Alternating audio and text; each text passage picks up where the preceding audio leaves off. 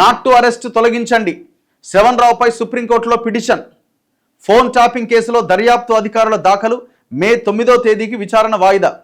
ఈయన ఐన్యూస్ అనే ఛానల్కి ఎండీగా వ్యవహరిస్తున్నాడు. ఈయన ఫోన్ ట్యాపింగ్ కేసులో కీలక నిందితుడిగా ఉన్నాడు. మొన్నటిదాకా ప్రభాకర్ రావుతో కలిసి ఎలక్షన్లు అయిపోగానే కాంగ్రెస్ గవర్నమెంట్లోకి రాగానే పారిపోయి అక్కడి నుంచి పోలీసులు ఈయనని తీసుకురావడానికి రకరకాల ప్రయత్నాలు చేసినా కుదరలే. చివరికి కోర్టులో ఈయన ఒక పిటిషన్ వేసుకొని నన్ను అరెస్ట్ చేయనంటే నేను వస్తా అని అంటే కోర్టు అవకాశం ఇచ్చింది. సరే అరెస్ట్ చేయరు, వచ్చేయని. వచ్చిన తర్వాత ఎంక్వైరీ జరిగింది. 2-3 సార్లు విచారణకు హాజరైండు సిట్ ముందు. ఇక సిట్ వాళ్ళు అడుగుతున్న ఏ ప్రశ్నకు సమాధానం లేదు, బి ప్రశ్నకు సమాధానం లేదు, తెలియదు, మర్చిపోయినా, ఇదే ఈయన ఆన్సర్స్. మరి నువ్వు వాడిన ఫోన్లు దేవా అంటే ఈ ఒక ఫోన్ దేకుండా ఇంకో ఫోన్ తెచ్చిండు. ఇట్లా ఈయన ఇన్వెస్టిగేషన్ సాగింది. ఈ క్రమంలో ఈయన మాకు సహకరిస్తలేడు, ఈయనను అరెస్ట్ చేయాల్సిన అవసరం ఉంది, గతంలో మీరు ఈయనకి నాట్ టు అరెస్ట్ ఆర్డర్ ఇచ్చారు, ఆ ఆర్డర్ని తొలగించండి అని సుప్రీంకోర్టులో పోలీసు దర్యాప్తు అధికారుల బృందం ఒక పిటిషన్ దాఖలు చేసింది.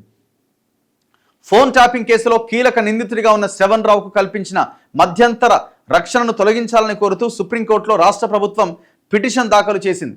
ఫోన్ ట్యాపింగ్ కేసు నమోదయ్యాక అమెరికా పారిపోయిన శ్రవణ్ రావు ముందస్తు బెయిల్ దాఖలు చేయగా తిరస్కరించిన సుప్రీంకోర్టు అరెస్టు నుంచి మాత్రం మినహాయింపించింది. అయితే పోలీసు విచారణకు హాజరు కావాలని ఆదేశించింది.